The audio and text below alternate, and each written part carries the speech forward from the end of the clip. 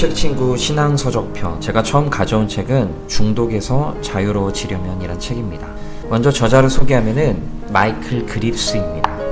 저자는 기독교 상담학 석사와 상담학 박사로 학위를 받고 지금도 현직에서 학생들을 가르치고 있습니다. 책 제목에서도 알 수 있듯이 누구든 중독에서 자유로워지고 싶어 합니다. 그렇다면 여러분, 이런 질문을 할 수밖에 없겠죠. 어떻게 하면 중독에서 자유로워질 수 있는가? 또한 중독에서 벗어났다라고 하더라도 그 삶을 지속적으로 유지할 수 있는가 하는 의문이 들 수밖에 없을 거예요. 그래서 이 책은 그런 의문에 대해서 3가지 챕터로 나누어 설명하고 있습니다. 파트 1, 왜 나쁜 습관에 중독되는가? 파트 2, 중독에서 벗어날 수 있는가? 파트 3, 중독에서 자유로운 삶 이유. 각 파트에서 알 수 있듯이 중독에 관해 원인, 해결책, 결과, 그리고 그 결과 이유, 이런 기본 틀로 되어 있기 때문에 자칫 일반적이고 식상한 이야기를 할 수 있는 위험성이 있지만, 저자는 기독교 상담학자답게 중독의 전 과정을 성경 말씀을 대입해가며 풀어가고 있습니다. 첫 챕터부터 함께 살펴보도록 하겠습니다. 파트 1, 왜 나쁜 습관에 중독되는가? 먼저 파트 1은 나쁜 습관에 중독되는 원인에 대해서 살펴보는 파트입니다.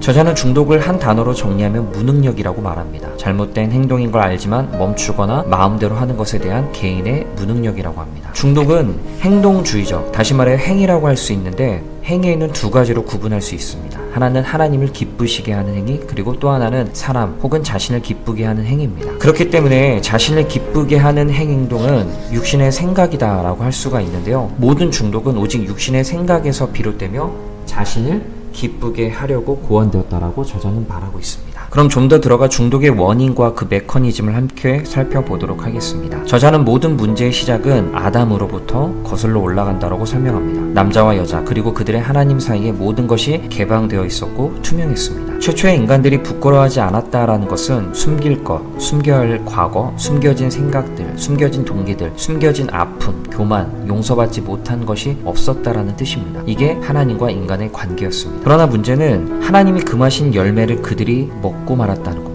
그 결과 그들은 벗은 것을 깨닫게 되었고, 벗었다는 것은 이제 숨길 것이 많아지고 드러내고 싶지 않은 비밀스러운 동기를 가졌다는 것을 의미한다라고 저자는 이야기합니다. 그 치명적인 결과 하나님과 두 영혼의 관계에 있어서 밑바닥 없는 구덩이가 열리고 말았습니다.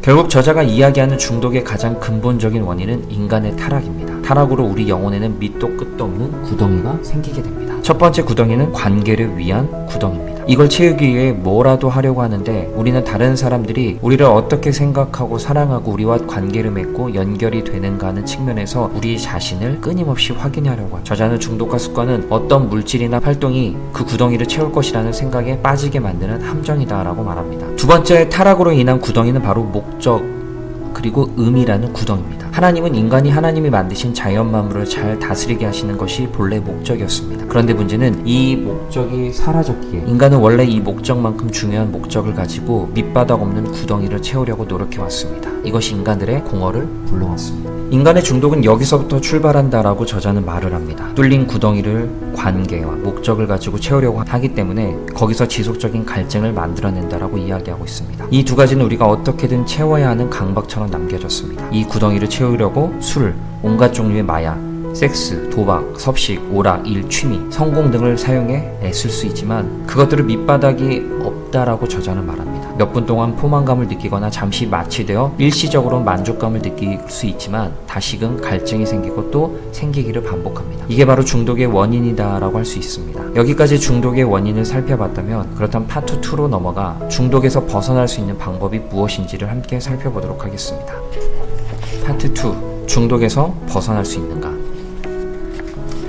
무한은 무한으로만 채울 수 있습니다. 밑바닥 없는 구덩이는 오직 무한으로만 채울 수 있습니다. 이 말을 꼭 기억해야 됩니다. 중독에서 벗어날 수 있는 첫 번째 시작점은 하나님이 어떤 분이신지를 신뢰하는 것입니다. 여기서부터 출발을 해야 된다라고 저자는 이야기하고 있는데요, 하나님은 충분히 우리를 건지실 수 있고 풍성한 삶을 주실 수 있는 분이라는 것을 신뢰하는 것, 여기서부터 모든 해결은 시작이 됩니다. 그 다음 과정은 우리 자신의 한계를 인정하는 것입니다. 채울 수 없다라는 것을 인정하는 것, 해봤지만 안 된다라는 것을 인정하는 것이 중요합니다. 여기서 인정한다라는 것은 다른 말로 고백입니다.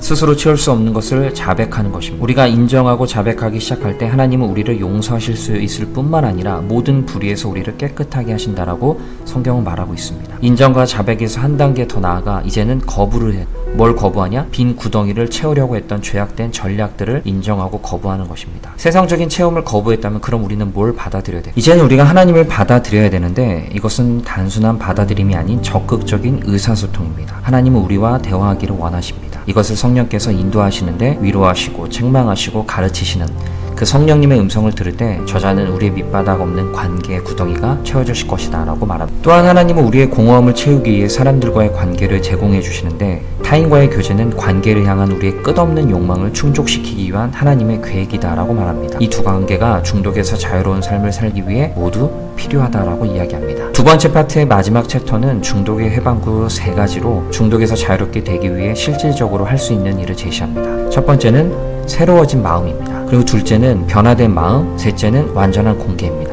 이것을 3가지 방법으로 들고 있는데요. 첫 번째로 새로워진 마음은 우리의 생각을 바꾸기만 하면 우리의 행동이 바뀐다는 것입니다. 새롭게 된 내부가 외부를 변화시킨다는 말씀인데요. 하나님이 우리를 변화시키고 채우실 수 있으며 사랑하신다라고 분명히 믿는 것입니다. 두 번째는 변화된 마음입니다. 변화된 마음은 중독성이 있는 행동들로 고통당하는 사람은 완악한 마음 상태이거나 또는 예전부터 마음이 완악해졌을 것이다 라고 말하고 있습니다. 이때 해야 될 것은 고개를 돌려 하나님을 보고 그분의 말씀을 듣는 것입니다. 이것이 바로 마음의 변화입니다. 마지막 3번째는 완전한 공개입니다. 말 그대로 공개하는 것인데 도움이 필요하다는 것을 스스로 인정하고 신뢰할 만한 친구를 찾아가 그에게 완전한 공개를 하는 것입니다. 이런 과정을 통해 저자는 우리가 중독에서 차츰 벗어날 수 있다라고 말합니다. 이 과정은 하나님과 나 그리고 신뢰할 수 있는 공동체 이렇게 셋이 함께 이루어져야 중독에서 치유될 수 있다라는 것을 우리들에게 이야기하고 있습니다. 이 3가지가 가장 핵심이다라고 할 수 있습니다. 파트 3 마지막 파트는 중독에서 자유로운 삶 그 이유입니다. 중독에서 자유롭게 된 삶을 시작할 때 자연스럽게 다음 단계를 생각하게 됩니다. 바로 재발과 다시 시작입니다. 원치 않는 중독을 충분히 정복했다라고 생각하지만 다시 실패하고 이전 습관으로 돌아가 자신의 연약함, 허약함, 무능함 등을 자책하기 시작하는데 이를 재발이라고 합니다. 알다시피 죄성을 극복하는 것은 그리 간단한 문제가 아닙니다. 죄성이 우리를 지배하려고 할 때마다 우리는 선택을 해야 됩니다. 저자는 이때 핵심은 유혹에 넘어질 때 그것을 더 포기 모드에 던져버려 신세를 한탄하는 것이 아니라 그것이 바로 실패라는 것을 인식해야 된다고 말합니다. 실패를 인식했다면 확실하게 고백하고 하나님이 주신 모든 힘을 짜내 다시 돌아서라고 저자는 말합니다. 특히 유혹을 받을 때 나에게 도움을 줄 수 있는 사람들에게 도움을 요청해야 됩니다. 재발과 다시 시작은 예상되는 과정입니다. 이에 방어나 변명보다는 솔직히 고백하고 유혹과 미혹당한 것을 드러내며 그것이 무엇인지 인식하고 자유로운 삶으로 되돌아가야 됩니다. 원치 않는 습관이나 중독성 있는 행동을 이해하는 데 중요하고 필수적인 도구가 트리거라고 저자는 말합니다. 트리거는 영어로 방아쇠란 뜻을 가진데요. 방아쇠를 당기면 총알이 날아가듯 어떤 사람이 중독에 빠지도록 자극하고 촉발시키는 것들을 트리거라고 합니다. 트리거는 무엇이든 될 수 있음을 인식해야 됩니다. 습관은 같은 방식으로 반복해서 특정 자극에 반응할 때 형성이 됩니다. 따라서 습관적인 행동에서 벗어나고자 할 때 자극이 나타나면 습관과 다르게 행동을 해야 됩니다. 중독에서 자유로워진 삶을 살 때 우리는 자유 시간을 어떻게 사용할지 모를 수 있습니다. 뭘 해야 할지도 모르고 그래서 어떤 사람은 원치 않는 습관으로 되돌아갈 수 있습니다. 여기서 핵심은 중독에서 자유롭게 된 삶을 사랑하기 시작하는 것입니다. 우리의 삶의 목적, 즉 밑바닥 없는 구덩이를 완벽하게 채우고 우리 영혼을 만족시키는 것은 하나님께서 우리에게 주신 일을 하면서 하나님이 주신 삶을 사랑하는 것입니다. 그리고 가장 중요한 것은 바로 기도입니다. 하나님과 기도로 연결되는 것은 우리가 중독에서 자유롭게 된 삶을 살기 위해 할 수 있는 가장 중요한 일입니다. 기도를 통해 우리는 하나님의 사랑과 보살핌, 공급을 알게 될 것입니다. 하나님의 능력, 지식, 계획을 알기 시작할 것입니다. 이 책의 마지막 챕터는 솔직한 고백의 능력입니다. 솔직하게 간증을 말하고 자주 말해라고 말합니다. 소름이 끼칠 정도로 솔직하게 말하라고 합니다. 우리의 이야기를 통해 습관과 중독에 갇힌 사람들이 도움을 받을 수 있기 때문입니다. 또한 그것을 말할 때 하나님이 당신을 위해 하신 일을 자신에게 상기시킬 수도 있습니다. 이렇게 중독에서 자유로워지면의 전체적인 내용을 살펴봤습니다. 이 책을 함께 읽어나가면서 한 가지 분명히 느낀 부분이 있습니다. 중독에 관한 이 책은 집요하게 하나님의 말씀으로 내용을 풀어갑니다. 어찌 보면 그것이 이 책의 장점이자 누군가에겐 단점이 될 수 있음을 생각하게 됩니다. 다른 여타 중독책과 달리 이 책은 하나님의 말씀을 가지고 이 문제를 풀어가게 됩니다. 그렇게 말씀을 신뢰하지 못하게 되면 이게 과연 해결책이 될 수 있을까 하는 의문이 생길 수도 있습니다. 그러나 말씀을 분명히 신뢰한다면 중독의 문제까지도 하나 말씀으로 그리고 말씀만으로 해결을 할 수 있구나 하는 것을 다시 한번 느끼게 될 것입니다. 중독의 문제를 기독교적으로 어떻게 접근을 해야 하는지에 대해 무엇보다도 성경의 말씀을 가지고 충실히 접근했던 이 책을 다시 한번 여러분에게 추천합니다. 이상 위드 책 친구 중독에서 자유로워지려면 편을 마무리하겠습니다. 감사합니다.